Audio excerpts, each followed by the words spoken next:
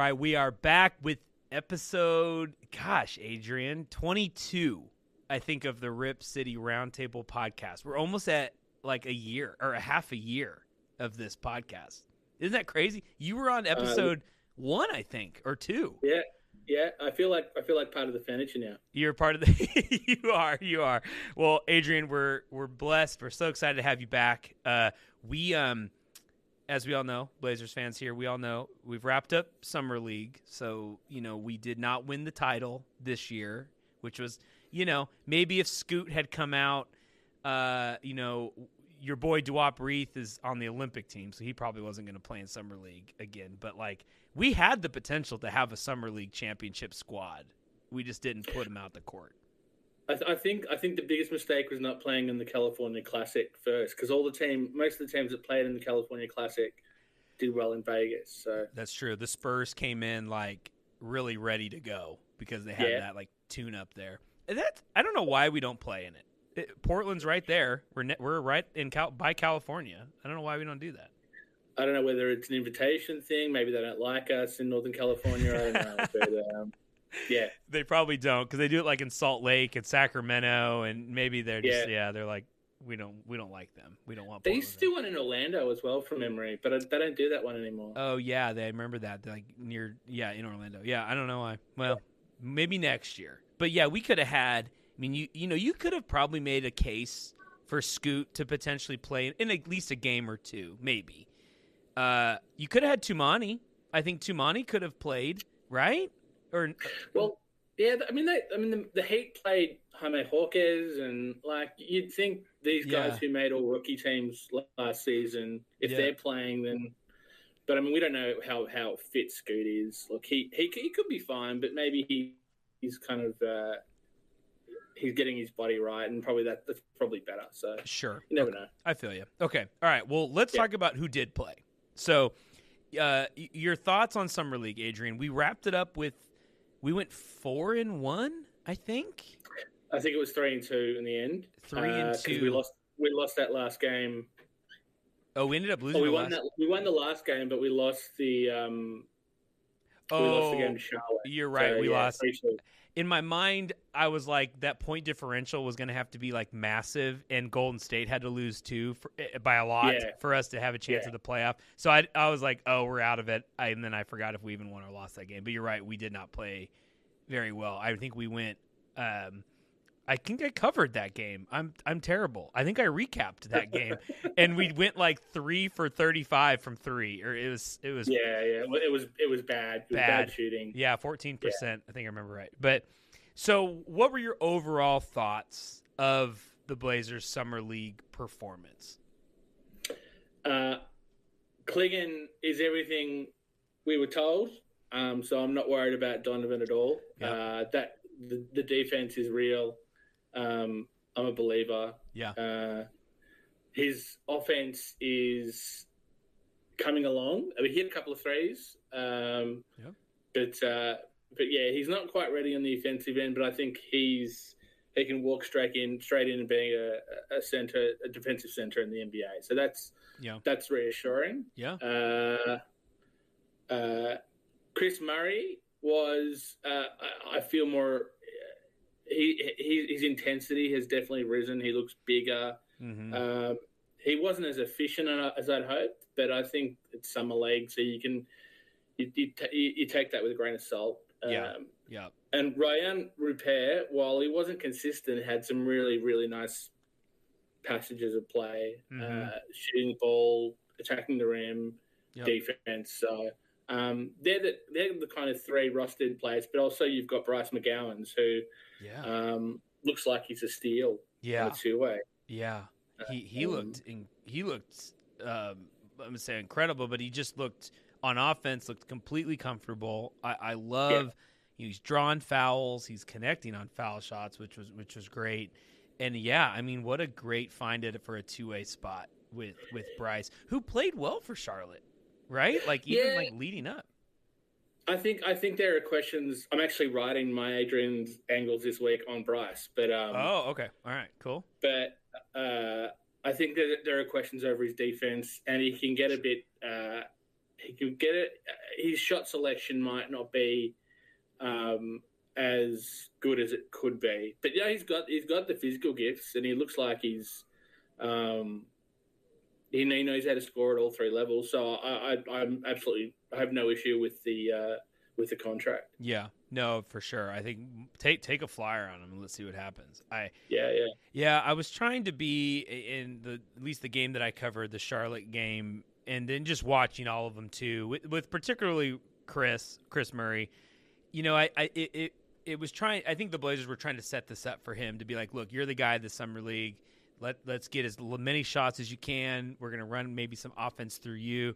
And it just shown Chris is not going to be that player, Adrian, where he can like create his own shots. He's going to be the point guard because he's not that. He's a 3-and-D player, and it's like summer league unless you have maybe a high-end point guard that was drafted or maybe like a quote-unquote veteran of summer league that can set your guys up. Chris wasn't going to have a good summer league without that, and I think that showed as like he just didn't have anybody to set him up. Which he normally would in probably a normal NBA game. And also some of the lobs that they tried to throw to Clingan might have been a little bit more effective. I was just willing someone to throw a lob to Clingan in the right spot. But, oh man, no kidding. Yeah, because even on the ones that were a few he connected on, I remember one in particular in the Charlotte game that got me out of my chair, and a few like. He can convert those. Like those are alley-oops that he can convert. But yeah, some of the passes were a little painful to watch in those games. And that's why you take summer league with a grain of salt. I mean, like Chris Murray, I can't see Chris Murray and Ryan Repair getting minutes kind of November through Feb. Mm-hmm. So it's a good chance for them to get some run, but it's also not reflective of what is going to happen during the season. So it's just something to kind of bear in mind. These guys are still developing, so they need time to kind of work out the kinks. And as you said, they're not kind of prime ball handlers and facilitators, so they need to kind of that's not their jam. Yeah. Oh, for sure. Did Clingan did he replace Robert Williams for you on the depth chart for this team? It's interesting you asked that. So last week's Adrian Zangles talks about the logjam at centre. Yeah. I think Rob's the first guy to get traded. Okay. And I probably, if he's fit, probably by the deadline. Yeah. I think they're going to want to play Clingan as much as they can, but because they're not really keen on winning, they'll throw kind of twin tower lineups out there. I think Chauncey will have no issue putting Williams and Clingan out there, putting Dwop and Clingan or Reith and Ayton out there. So I think we're in that stage where you can experiment, but I think ultimately they wouldn't have drafted Clingan with the 7th pick, even though it was a bad draft. Yeah. If they didn't see him as the future. Sure. Yeah. I mean, he showed, I know it's summer league, so I'm trying not to be excited, but the eternal optimist that I know you are, he showed a lot. Yeah, you are. And I was getting excited. Okay, well, let me use this as an example. And I can't remember, you're a football guy, NFL football, right? American football, and like the Seattle Seahawks, is a team that I love. And the Seahawks, they were exciting on defense. Like I would watch defense. When we were on offense, it was like, oh, this is going to be rough. And during the summer league game with Clingan, I was like excited. I wanted the Blazers to be on defense because I wanted to see what he was going to do. Are they? Can you even get a shot over this guy? And more times than not, it was like must see TV, kind of, to see Clingan play defense. I loved it. He didn't foul either. And I know they get their 10 fouls. He stayed out of foul trouble, which is stunning for a guy his age with his experience. Stunning. I said that I think last week. The number I was most impressed with at the time, and I think it stood this way because he didn't play in the last game, was 2.7. That's how many fouls he averaged a game in summer league. Was 2.7. There were some guys that averaged like 7 fouls because, like you said, you get more than 6. Yeah. Adam Boner, when they played the Sixers, I think used 8. 8. Yeah, 7 or 8. I think. Yeah. And Clingan's like going after every shot at the rim. So it's not like he was like picking spots to try to block shots so he didn't pick up fouls. He was like going for him. And there were even some questionable ones, at least in the Hornets game. And we'll probably maybe see it. Where like he got another one you're talking about, yeah. You know, talk about that kind of like, look clean at the rim, and they called a foul. So it's like that was impressive to me. Yeah, I think he's going to be. I don't know. I'm not gonna say Rudy Gobert, but I'm like he is going to be a defensive force, Adrian. Defensive force. The problem is you've already got Wemby and Chet. So as far as kind of winning Depoy, it's going to be hard. Like, yeah, I'm not saying you can't do it, but it's going to be hard. I think though they're going to start to like Chet and Wemby, because they're just all around. They can shoot, they can do more on offense, and maybe people will be like, well, we'll give it to the guy that just plays defense. These other guys are more all around. Like Wemby will be in the MVP conversation. Yeah, it's rare. It's like Giannis. Like it's rare to have the MVP and the Defensive Player of the Year in the same person. So I don't know. I just like to point out that you call me the optimist, but yeah. I think you're taking the title today. I might be taking the title today, and I might be overreaching. But I just thought for a big guy, he should have been in foul trouble every summer league game because that's just what happens. I agree, and it didn't. So I don't know, Adrian. Hey, look. I mean, we need to kind of put this in perspective. This draft wasn't spectacular. We're not. He was never going to be a game-changing player, but if he can settle in as the center of the future, I mean that's obviously the ideal situation, and then it's great because we've got young core here with Scoot, Shaden, Denny, and Clingan, and I mean Cooper Flag is a 4. I'm just gonna throw that out there. So this is all it's all kind of fitting into position. It is at the moment. If there was a team like more better positioned for Flag, I don't know who they are besides the Blazers. Because like Adrian, this is it. Like Cooper is coming to this team. It just feels the stars are aligning. Like it, and him and Donovan are close. Like him and Donovan are. Yeah. I think their mothers played together at Maine or something like that. So they know each other, and that could be the future front court. Like that's dude, huge. So let me segue real quick. You offered the transition. I'm going to take it. So we need to get Cooper Flag. So in order to get Cooper Flag, we have to probably get the number 1 pick, right? In order to get the number 1 pick, Adrian, we have to lose games. In order to lose games, we probably need to trade a player or two. And you love posting these in our Slack. I enjoy them. Maybe I enjoy them the most. I know I don't comment on them, but I love looking at them. Whenever you post one, I stop what I'm doing and I look at it. when you go in the trade machine. So give me. I won't put a number on it. Give me 1, 2, however many you want. Give me some trades that you have been putting in the machine that have shown that they can be. That they can happen, right? The machine says we accept it. That you think the Blazers should do. I've got one ready to go. But I will say, I think we're at the point in the summer where I don't think I think we're done. Like unfortunately, I think we're done right now. Yeah. But I mean, obviously, mid-season things happening. Anyway, so it's a deal between the Blazers, the Lakers, and the Magic. Okay. Lakers, Magic. Okay. Portland gets Rui Hachimura. Okay. Jared Vanderbilt. Okay. And their 29 first-round pick, the Lakers' first-round pick. Okay. The Lakers get not Jeremy Grant, but DeAndre Ayton. Oh. Because JJ Redick wants another big man. He's come out and said that. Yep. Delano Banton and Caleb Houston from the Magic. And the Magic get Gabe Vincent. They need a point guard. So, and they've got a little bit more space so they can take on a bit more money. But this saves Portland almost $9 million. It saves the Lakers almost $3 million. Okay. And we get that. We get 1 first-round pick from the Lakers. Obviously, I think they're holding out for 2 if it was Jeremy Grant. But I think for Ayton and the size of his deal, I think that's fair. Okay. I'm like, I don't know if I'm ready. I need to probably give up on Ayton. Not give up on him. Sorry, DeAndre, if you listen to the podcast. I'm not giving up on you. But, like, I just feel like there's something there, unless you don't think there's a future with Ayton. Then, no.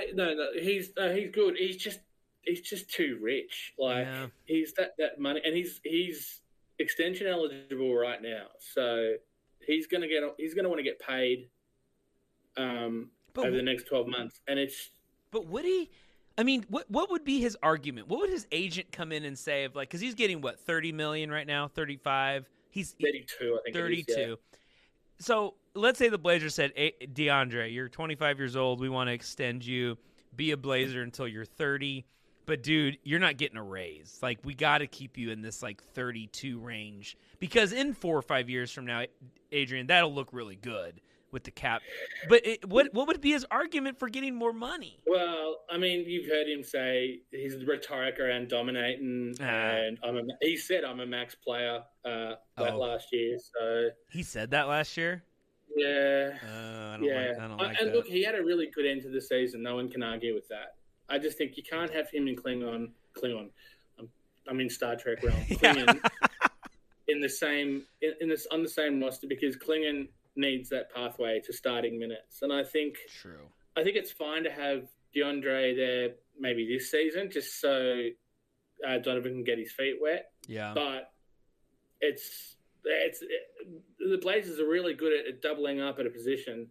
And I think Cronin's aware of this, and I think the plan is to eventually move Rob Williams and kind of rehabilitate his trade value. Yeah. And then move DeAndre, and he's going to be expiring kind of next year, so that could be nice for a team looking to deal. So yeah, that's the way I see it. I could be wrong. I mean, I very often am. So no, you're probably right. I when I had Dave Deckert on the pod, that was his number one. Like, what are we doing with Ayton? And I was like, oh yeah, you're right, Dave, because that probably is. He's the highest paid Blazer. He, should have value, good value, right? Especially if he gets off to a good start this season coming up. He probably is the obvious one to try to move. I'm like, oh, like, is there something there?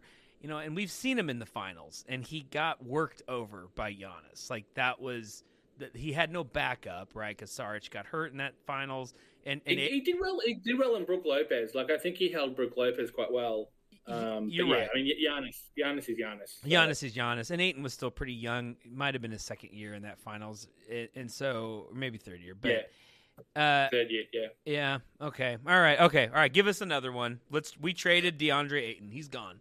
He's gone. So the other one, and I keep saying, I saw this before the draft. I keep seeing this in my mind with Jeremy Grant. Probably can't happen now until December, January. But I just see him reuniting in Philly. It just makes too much sense for me. Okay. So before the draft, I could have seen them doing a lopsided trade and Jeremy going into their cap space, still allowing for Paul George. Okay. And all they would do is give us picks back. So some of those Clippers picks look pretty nice. Yeah. In a few years' time with Kawhi and Harden on the way out. I still think that can happen. Probably. Look, they need someone because I think Caleb Martin is their starting power forward at the moment. So, and they've gotten rid of Tobias Harris, but I just see Jeremy kind of filling a role in Philly. Yep. So I think kind of mid-season you can actually take back some salary, some of the contracts they signed in free agency.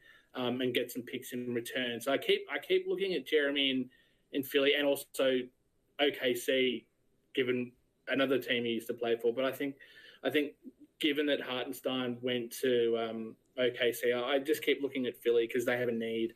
Yeah. Yeah. Well, and if Embiid gets off to a good start, Paul George stays healthy, and that team is like a number one seed or fighting for one. I mean, Grant added to a team with Maxey, George, and Embiid, and then you throw Jeremy Grant as like your fourth guy. Oh my goodness! If Jeremy Grant was your fourth guy, that's a championship team for sure. And I should add, some of the contracts they signed were deliberately used as kind of as essentially as player trade exception. So I think KJ Martin got a really kind of nice 1 year with a team option. I think Eric Gordon was similar. Okay. So those contracts were signed for trade, essentially, gotcha. to bring in someone else. So Daryl Morey's no idiot. Yeah. And I think I just keep looking at Philly. I don't know why. Well, what did you? Okay, so you said picks. What did you have specific ones that it was of the Clippers pick specifically? Yeah, I think I need to double check, but I think Philly has the 27 Clippers pick. I think they've got 29 as well. Okay. 27, but like 29. Okay. 27, Kawhi. Yeah. Harden's on a 2-year deal, so he'll be gone by then. Kawhi's on a 3-year deal. Yeah. And we don't know how well his body's going to hold up. They've also got a swap as well. Yeah. The only thing that, and maybe this is like the obvious thing, my only concern, this is my only concern. I do think the Clippers are going downhill. They're getting old. George is gone. But it's like, does Ballmer just like, whoever the free agent is that year just says, here's a max deal. I have a new stadium and I have so much money. It doesn't matter. So the Clippers will never truly be like going into the lottery ever again? Or do you think that Ballmer would just say, okay, let's bottom out and let's try to get a high draft pick, even if we don't own our picks anymore? So like it wouldn't matter. But or do you think he'll just throw money at the team? It's tricky because Harden's not going to be very tradable and Kawhi's not going to be very tradable at that point. So as far as kind of bringing back picks for themselves, it's going to be hard. So look, maybe, sure. But wasn't that brutal to see? And I mean, we didn't care. We're not Clippers fans, but like to see Paul George walk away for nothing after so much. They gave so much for him. Oh my word! So it's Sam like Presti is the boss. Sam Presti is so freaking smart. Yeah, it's crazy. Wild. But I mean, if I'm the Clippers, I still do that trade. Yeah. I'm with you too. I just re-signed George. I think I just re-signed him. Like at least get him under contract and then flip him later. Or I don't know why let him walk. Because there's second apron ramifications now as well, and they lose draft picks, and they can't do kind of lopsided trades. This second apron thing has changed the whole front office thing. It's crazy. Oh wow. Okay. All right. Okay. Well then that's why I have you on. You're educating me. Yeah. I'm a loose cannon here. They wanted to win. You paired George with Kawhi. If you had the ability to do it, you do it. You know, they get hurt at the wrong time. Kawhi every postseason. It's like clockwork. I would just sit the guy, like sit him in the whole month of April or March. And then then you take him out of the bubble wrap for the first round of the playoffs. Then you have Kawhi. They should do that. I don't know why he doesn't do that. And as soon as you take him out of the bubble wrap, he gets injured in the first round of the playoffs. In the first round of the playoffs. Have him in bubble wrap until the finals, and hopefully he can stay fit for 7 games. Just get him 4 to 7 games. Whenever they're up in an elimination game, they're like, okay, Kawhi, you gotta get out of here now and get us through the next series. So, well.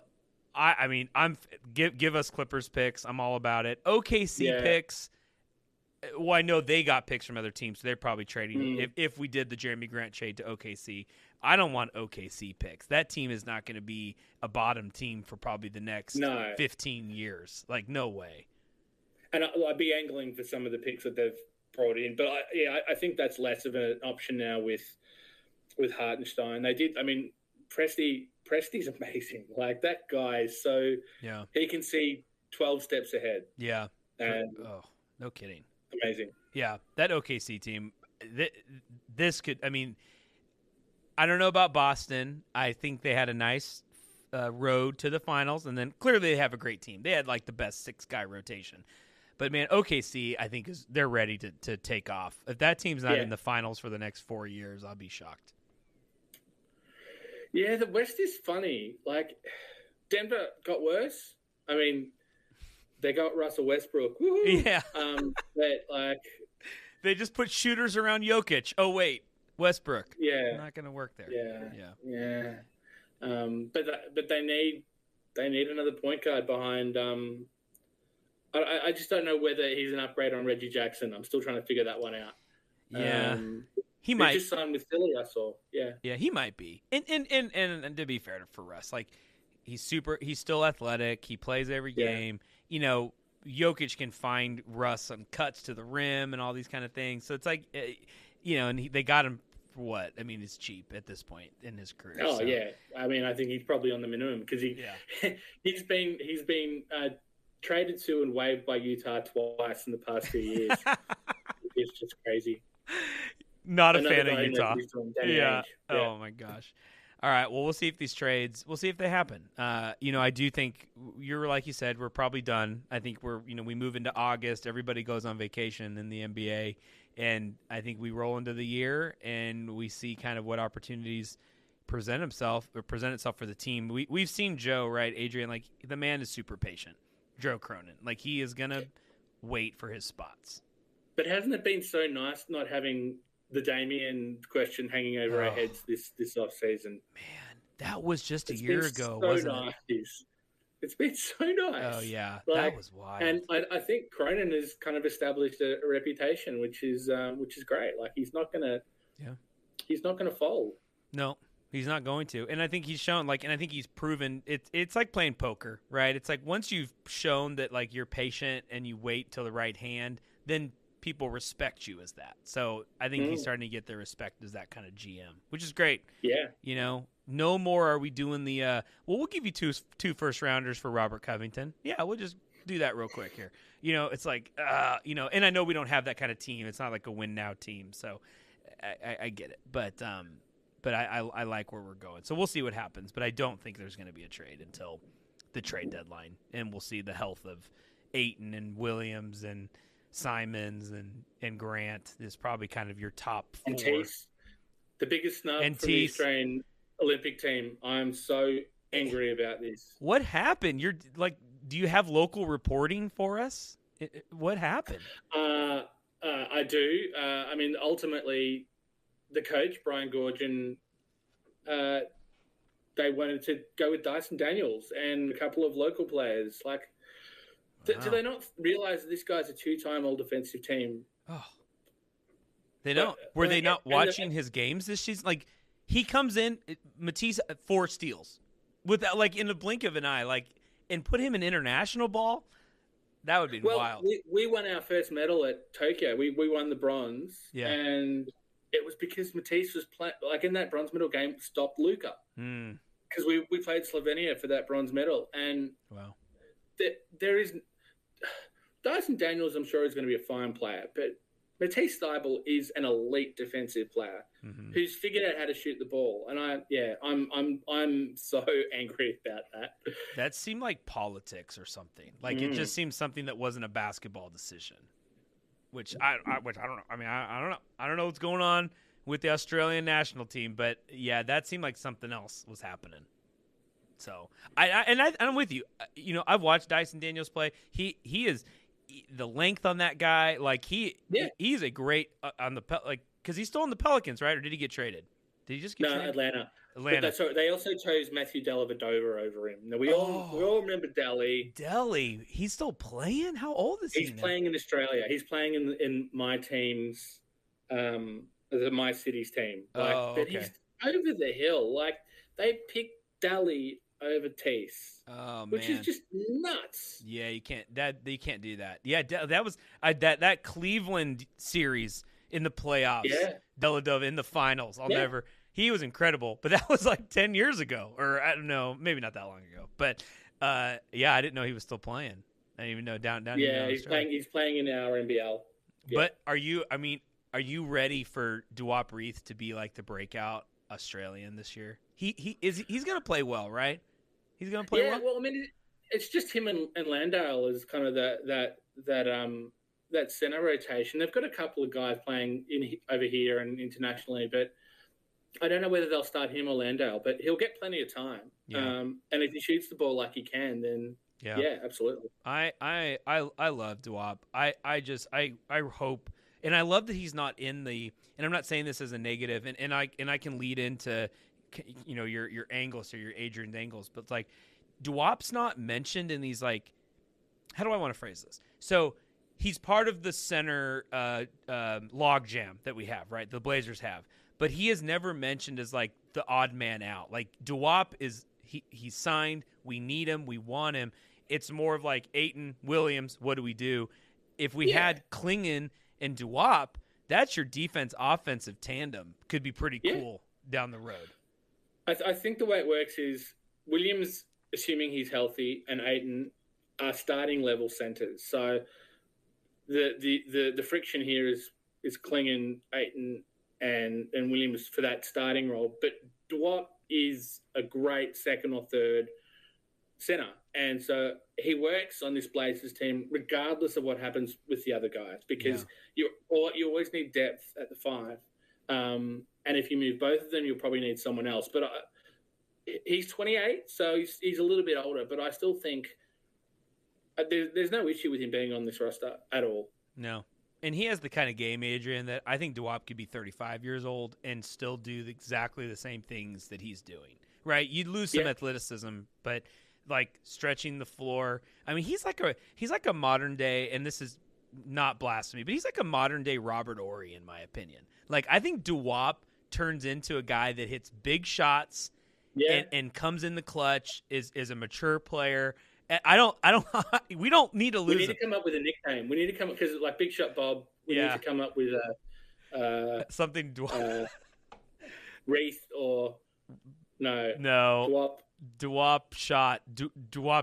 No, I don't know. We'll workshop it later. Okay, that's not right now. Let's workshop that. But we'll come up with something. Okay, so what is your angles coming up this week? What do you? So you gave us a little tidbit, but talk to us a little bit more. Yeah. So last week. So I'm not sure when this comes out, but so we did the center log jam last week. This week I'm looking at Bryce McGowan's. Yes. And maybe why he was a second-round pick, maybe why the Hornets let him go, maybe why he only got the best he could do was a two-way contract.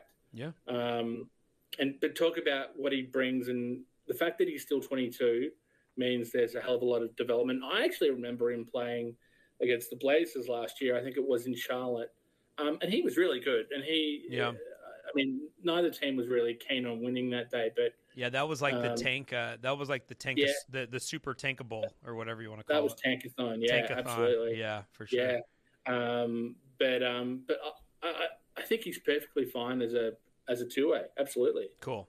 No, I love that. Yeah. And so this comes out. So your angle comes out Sunday, right? Your article. Saturday your time, Sunday my time. Saturday our time. So the podcast drops Fridays. So that will still, you'll hear this, and then tomorrow check out Adrian's article that comes out on Bryce. What I like about this, Adrian, and well, I want the Blazers to be a competitive title contending team like we all do, but because of where we're at right now, and then now having the Rip City Remix local, is you can do a piece on Bryce, and the Blazers fans, we will get to see him play either. Yeah. You know, as the team starts to tank for, or what do they call it? Capture the flag, as we try to capture the flag. I like sag for flag. Sag for flag. That's where sag.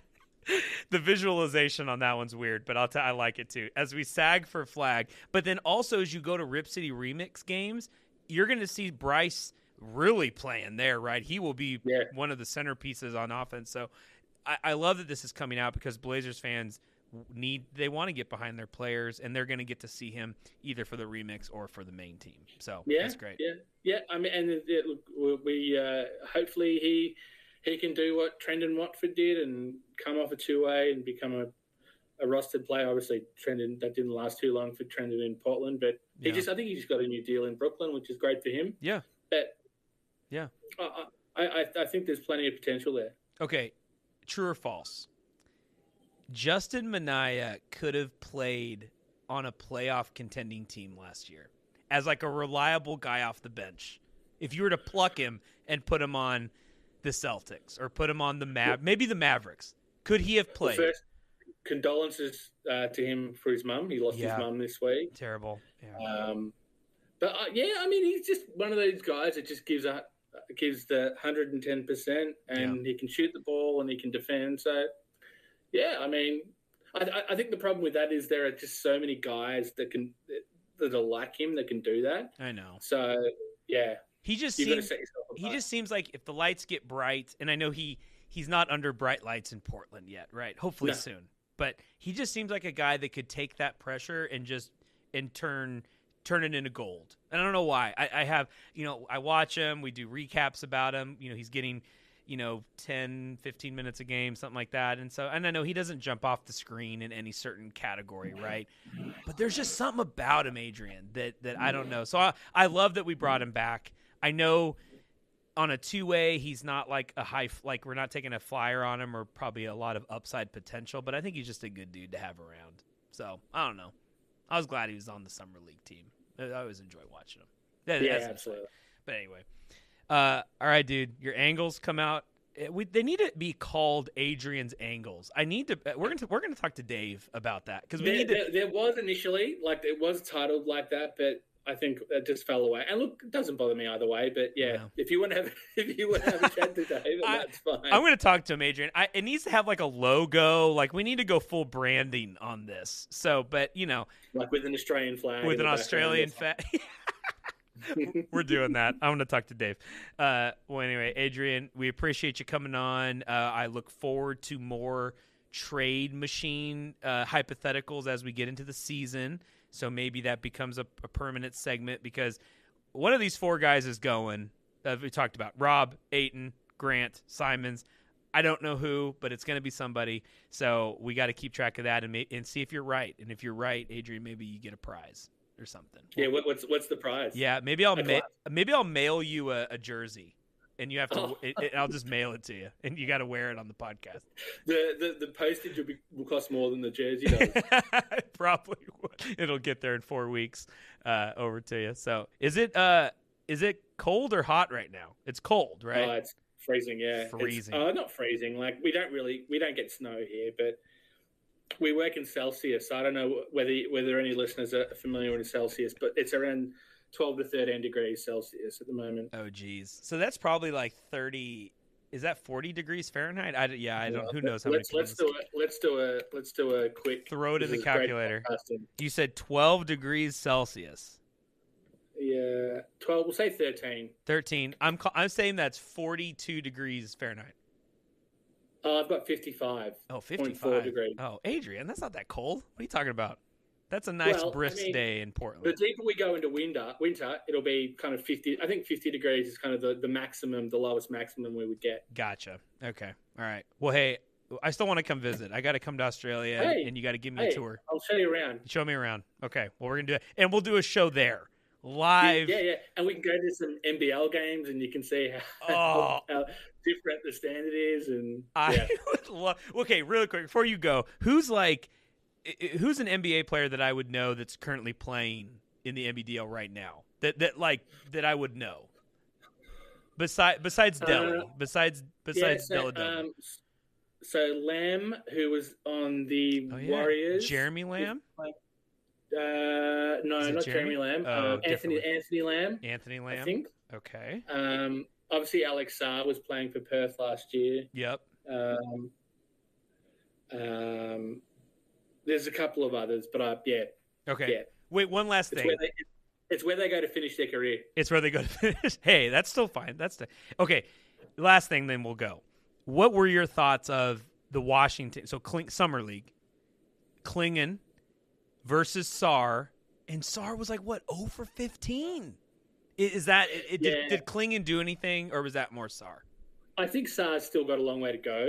Yeah. I think Sarr's still probably going to be the better defensive player just because of his athleticism. But yeah, as I said, Summer League with a grain of salt, but it was encouraging.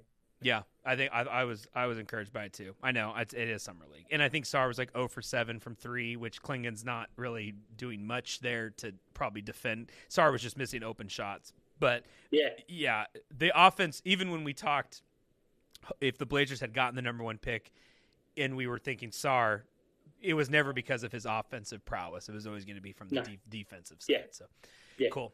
All right, Adrian. Appreciate you coming on Rip City Roundtable Podcast. We'll check out your articles coming out Saturday and follow you on Twitter and all the places. So all the places. Always a pleasure. Thanks, Adrian. Thanks, mate.